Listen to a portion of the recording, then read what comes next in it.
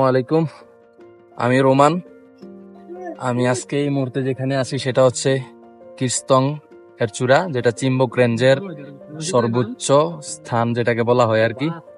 এখানে আমি আসছি আমার বন্ধু বান্ধব নিয়ে, ছোট ভাই বড় ভাই নিয়ে। সো এটা আমার প্রথম বানানো কোনো ভিডিও, জানি না কেমন হবে, আশা করি গল্পটা দেখবেন। ধন্যবাদ। তো এই মুহূর্তে আমরা কুমিল্লা রেল স্টেশন আছি, সবাই ট্রেনের জন্য অপেক্ষা করছি। দেখি, আলহামদুলিল্লাহ এখন বাজে রাত 4:20। আমরা চট্টগ্রাম এসে পৌঁছাইলাম। ওয়েদারটা আলহামদুলিল্লাহ এখন মোটামুটি ভালো আছে। দেখ, চট্টগ্রাম থেকে চকরিয়া এসে নাস্তা শেষ করলাম। এখন আমাদের পরবর্তী গন্তব্য হচ্ছে আলীকদমের উদ্দেশ্যে রওনা হওয়া। আমরা আলীকদমের উদ্দেশ্যে কিছুক্ষণের মধ্যে রওনা হব। চকরিয়া থেকে চান্দের গাড়ি নিলাম, গাইড সহ 110 টাকা করে রাখলো। আমাদের গাড়িতে বসার পরে আমরা পুরোটা সি যাত্রা করতে যাই। তো সুন্দর পরিবেশ, এত সুন্দর দৃশ্য, পাহাড়ি বনাঞ্চল, বন জঙ্গল। আমার মনে হয় বর্ষার সিজনে যাওয়ার এটাই সবচেয়ে বড় সুবিধা।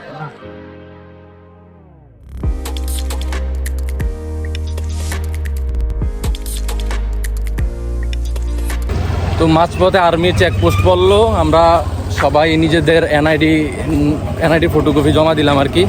আমরা যতজন আছি, আপনারা যারাই আসবেন সবাই সাথে করে অবশ্যই মনে করে এনআইডি ফটোকপি অথবা জন্ম নিবন্ধনের ফটোকপি অথবা পাসপোর্টের ফটোকপি নিয়ে আসবেন। পরবর্তীতে আমাদেরকে উপজেলা পরিষদ এবং আলীকদম থানাতেও এনআইডি কার্ড জমা দেওয়া লাগে। তারপর আমরা এনআইডি কার্ড জমা দেওয়ার পরে থানার সামনে যে আম গাছ আছে সেখান থেকে আম খাচ্ছিলাম আর কি।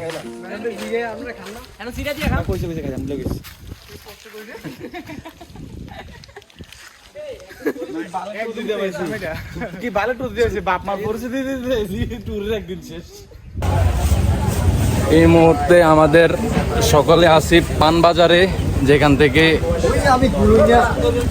থেকে আমরা নিচ্ছি হচ্ছে খাবার আইটেম যত কিছু আছে এই দোকান থেকে সবকিছু নিচ্ছি। এই যে উনি হচ্ছেন রাজু দাদা, আমাদের গাইড।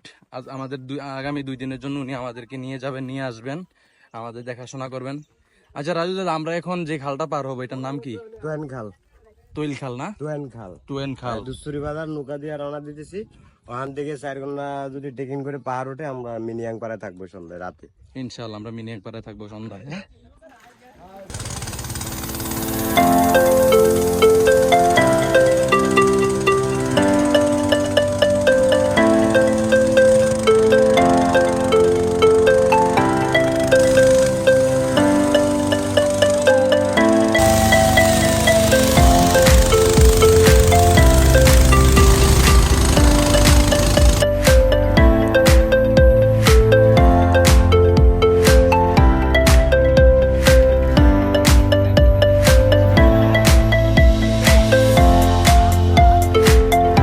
আমরা এখন কোথায় যাচ্ছি? মিনিয়াং পাড়ায়। আমরা মিনিয়াং পাড়ায় রাত্রে থাকবো, তাই তো? আজকে রাতে ওখানে থাকবো। পাহাড়ে হাইকিং যে কতটা কষ্ট এটা আসলে না আসলে বোঝা যায় না। আমরা হয়তো ভিডিওতে দেখি, রিলসে দেখি, শর্টসে দেখি, মানুষ উঠতেছে, কত সুন্দর লাগতেছে, কি আনন্দ। আসলে যে কত কষ্ট আর অনেক রিস্ক। যারাই পাহাড়ে আসবেন অবশ্যই পায়ে পরার জন্য ট্রেকিং শু পাওয়া যায়, ট্রেকিং শু নিয়ে আসবেন, সাথে পানি আনবেন, শুকনা খাবার নিয়ে আসবেন। শুকনা খাবারটা খাইলে শরীর দুর্বল খুব কম হয়, এগুলা নিয়ে আসবেন। আর অবশ্যই যদি বান্দরবনে আসেন, জোকের ওষুধ তো অবশ্যই নিয়ে আসবেন। জোকের ওষুধ ছাড়া আসলে পসিবলই না।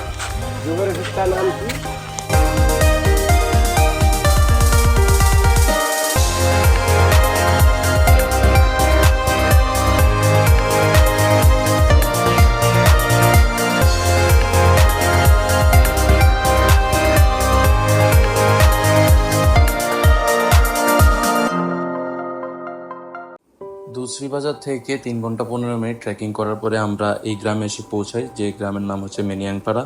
এখানে আসার পরে আমরা তড়িঘড়ি করে রাতের খাবারের প্রস্তুতি নেই। আমাদের খাবারের আইটেমে আছে হচ্ছে ঝুমবাত, মুরগির মাংস আলু দিয়ে, আর খাবার রান্না করছে আরিফ আর আমাদের গাইড দাদা মিলে, হাই ব্রো। রাজু দাদা মিলে ও ব্রো, আমরা সবাই এখানে অবশ্য ঠিকঠাক ভাবে আছি। খাওয়া শুরু করেন সবাই তাহলে। দে আমরা প্লেটটা ভাজ কর, তরকারিটা দে, তরকারিটা দে।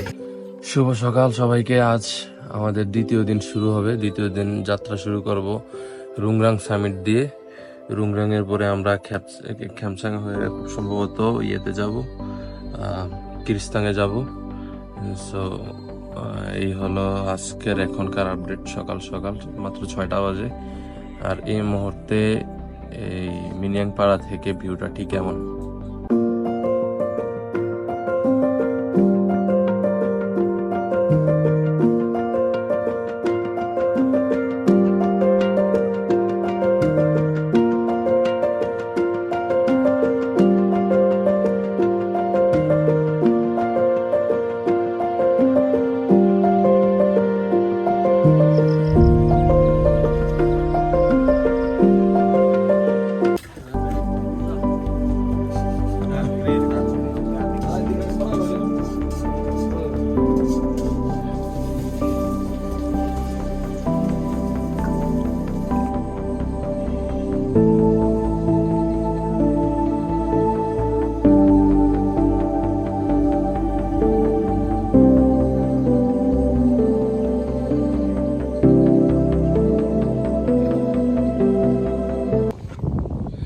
এখন বাজে সকাল 8:35। আমরা গ্রাম থেকে রুংরাং এর উদ্দেশ্যে রওনা দিছি। রুংরাং সামিট করে আমরা দেন যাব হচ্ছে কিরস্তাঙে, মিনিয়াংপাড়া। আমরা এই যে মাত্র মিনিয়াংপাড়া ছাড়তেছি। আকাশে প্রচন্ড মেঘ, গুড়ি গুড়ি বৃষ্টিও হচ্ছে। দেখি আমাদের যাত্রা কিভাবে কতটুকু হয়। আর অবশ্যই পাহাড়ে যাওয়ার সময় রেইনকোট নিয়ে যাবেন, কেননা কিছুক্ষণ পর পরই পাহাড়ের ওয়েদার চেঞ্জ হয়। এটা নিয়ে না গেলে আমাদের মতো এভাবে প্লাস্টিক করে হাঁটতে হবে, এই আর কি।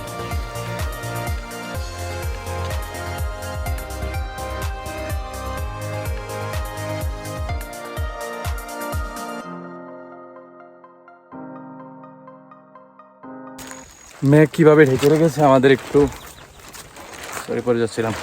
মেঘ কিভাবে ঢেকে রেখেছে আমাদের দেখলেই বুঝবেন। আমরা এখন রুংরাং সামিট করতেছি। এখনই রুংরাংয়ের চূড়ায় আছি বলতে পারেন আমাকে। ইভেন দেখাই একটু ভিউটা, ক্যামেরা ক্লিক করা যাচ্ছে না।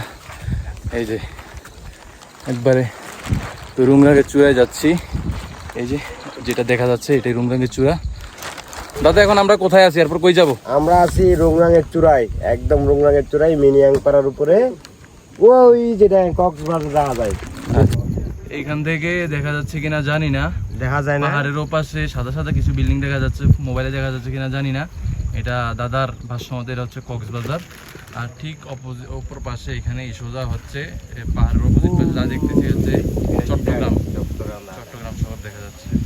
যাই হোক, আমরা তো খালি চোখে ভালো এনজয় করতেছি। এখন আপনাদের একটু দেখি।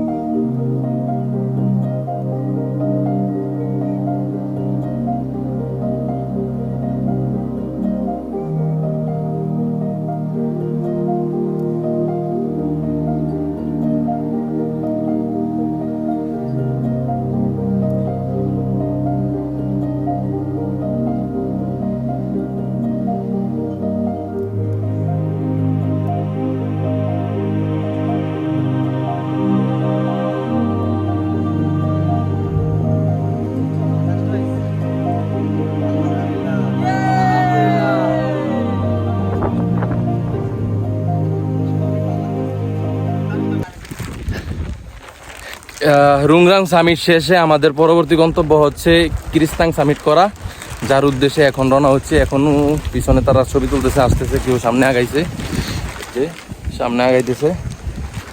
আমরা এখন মেঘের ভিতরেই আছি, কিছুই দেখা যাচ্ছে না। আপনারা দেখলে বুঝবেন, চারদিকে কিছুই দেখা যাচ্ছে না। এখন পরবর্তী গন্তব্য কিরস্তাং আর কি, যেটাই আমাদের যেটা ছিল আমাদের মূল আকর্ষণ। আমরা সেদিকেই যাচ্ছি এখন।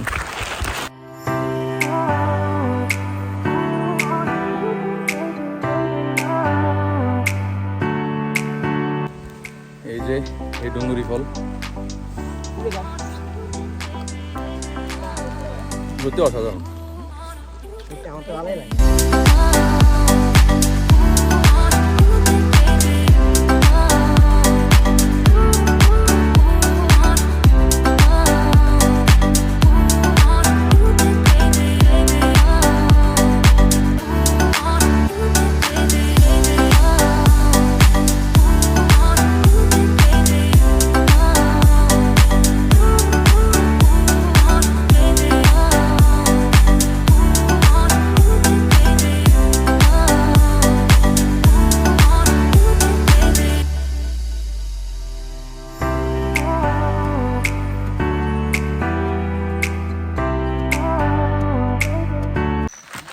অবশেষে আমরা পৌঁছাইলাম হচ্ছে কিস্তাঙ্গের চূড়ায়, 1 নাম্বার সামিট পয়েন্ট, যেটা 3টা পয়েন্ট আছে, তার মধ্যে সর্বোচ্চ যেটা আছে সেটাতে আমরা পৌঁছাইলাম এই মুহূর্তে।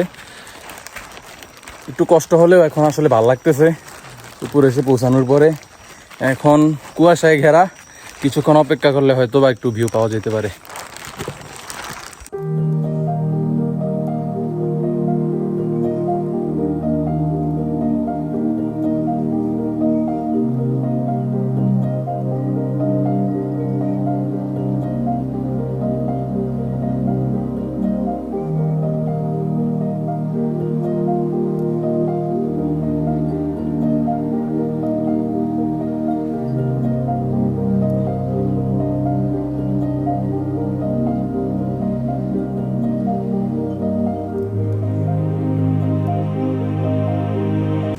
কিরস্তং হচ্ছে চিম্বুক রেঞ্জের সর্বোচ্চ পাহাড়, যার উচ্চতা আনুমানিক 2980 ফিট। এত উপরে আসলে মেঘ থাকাটাই স্বাভাবিক, তারপরেও মাঝে মাঝে ভালো রকমের ভিউ পাওয়া যায় এখানে, যদিও আজকে তেমন কোনো ভিউ পাই নাই আমরা।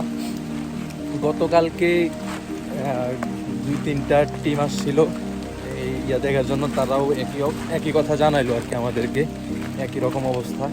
এখন আমরা সম্পূর্ণরূপে ব্যাক করতেছি, এখানে থাকাটা আসলে বৃষ্টি যেহেতু বাড়তেছে নিরাপদ না, তাই আমরা আবার ব্যাক করতেছি।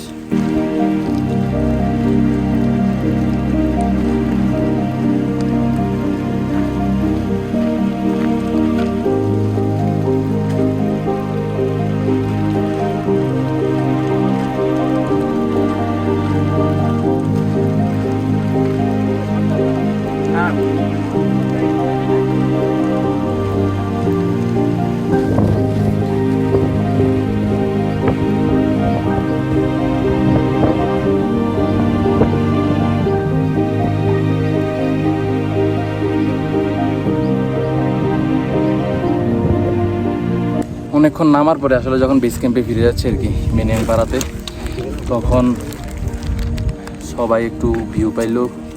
এই সাইডে একটু মেঘটা কম, সবাই ছবি তুলতেছে, যদি দেখায় ছবি তুলতেছে, ভিডিও করতেছে, এই আর কি আপনাদেরকেও দেখাচ্ছি।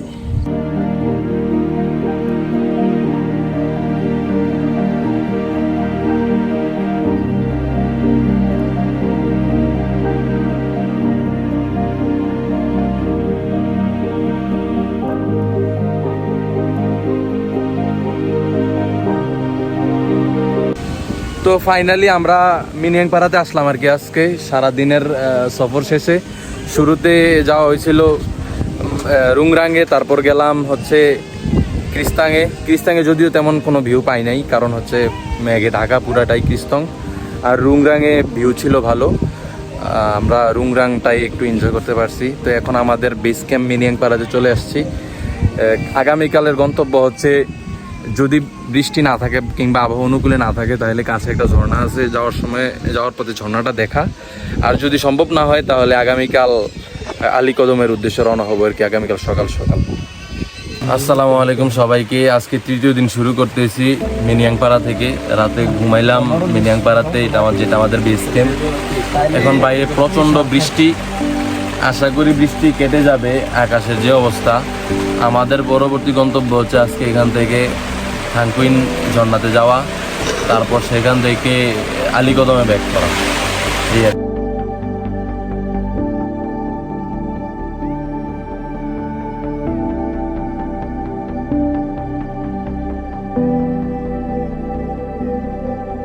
আমরা এখন রওনা দিচ্ছি আর কি, এখন রওনা দিচ্ছি থাংকোয়ান ঝর্ণার উদ্দেশ্যে। আমাদের উদ্দেশ্য থাংকোয়ান ঝর্ণা হলেও এখনো ডিপেন্ড করছে ওয়েদারের উপর। আকাশের অবস্থা খুব একটা ভালো না, তারপরেও আমাদের গাইড বলছে যে এখন যে অবস্থায় আছে সে অবস্থায় যাওয়া যাবে, যার জন্য ওইদিকে রওনা দিচ্ছি আর কি। আমরা মেনিয়াং পাড়াতে 2 দিন বেস ক্যাম্প করে এই ঘরটাই ছিলাম। এছাড়াও এখানে আরো কিছু ঘর আছে, তারপরে এটা ছাড়া আরেকটা পাড়া আছে যেটার নাম হচ্ছে খেমচং পাড়া। আপনারা চাইলে ওইখানেও থাকতে পারবেন। প্রতি রাতজন প্রতি ওরা নেয় 200 করে। আর খাবারের সময় ওদের চালটা যেটা আমরা খেয়েছিলাম সেটা নিলে প্রতি কেজি 100 টাকা করে রাখে আর কি ওরা।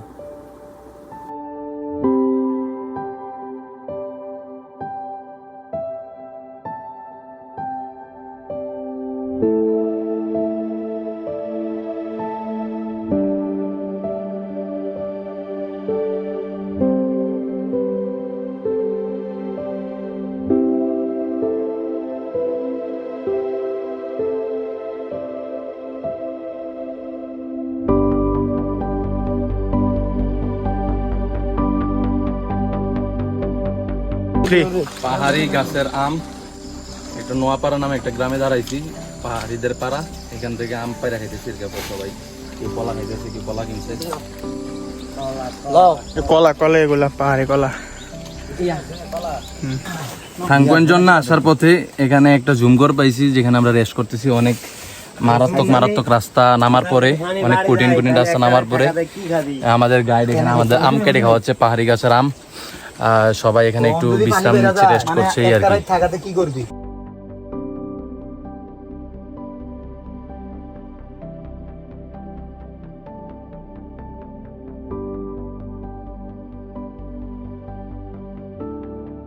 পাহাড় থেকে নামার পর আমাদেরকে আবারও তুইনখাল পার হতে হয়েছে। তুইনখাল পার হয়েছে আমরা ভেলা দিয়ে, যেখানে জনপ্রতি ওরা রাখছে 10 টাকা করে। তারপর আমরা ভেলা পার হয়ে ওই পার দিয়ে আমরা যমুনার কাছে যাই আর কি।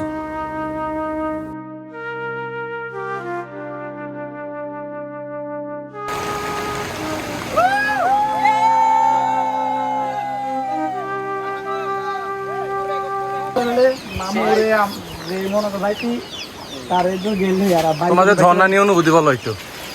1 মিনিট দেখছো, 1 মিনিট। ভয়ঙ্কর সুন্দর ভাই। মানে যারা এই যে বৃষ্টিতে আসতে যাচ্ছেন ভুলো না, মানে এতদিন যা দেখছি ফেসবুকে ভারী বৃষ্টিতে না, ভারী বৃষ্টিতে আসার দরকার নেই। রাকিব ভাই ব্যথা পাইছেন একটু বলেন। হাত আঙ্গুল ভেঙে ফেলছে তার ঝর্ণা দেখতে যে। আর আমার এই যে এখানে একজনের চোট পাইছে। বলো ভাই, আমার সব কান্ড উঠে গেছে বই। দাদা বলো আমাদের নিয়ে তোমার কি অনুভূতি? খুব কষ্ট হইলো বৃষ্টি পড়ার কারণে। তোমারই কষ্ট হয়েছে? কষ্ট হইব না ভাই, থাংকোয়ান ঝর্ণার বর্তমান যে অবস্থা খুবই ভয়াবহ অবস্থা। আমরা যখন আসছিলাম, শুরু করছিলাম, তখন বৃষ্টি কম ছিল বিদায় আসছিলাম, কিন্তু ঝর্ণার সামনে যখন যাব ঠিক তখনই ভারী বৃষ্টি শুরু হয়।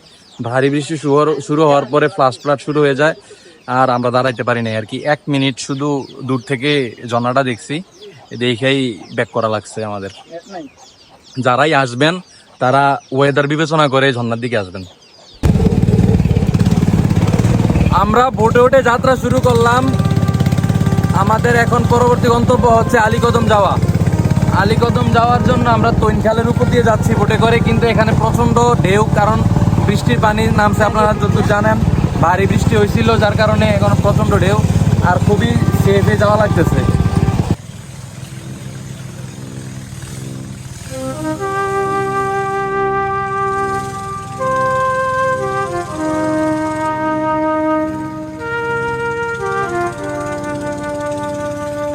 যাওয়ার পথে আমরা সর্বশেষ দোসরি বাজারে সেনাবাহিনী কর্তৃক অনুমতি নিয়ে যাই। এখন আবার সেনাবাহিনীর কাছে দোসরি বাজার যাচ্ছি নিজেদের অবস্থান পরিষ্কার করতে।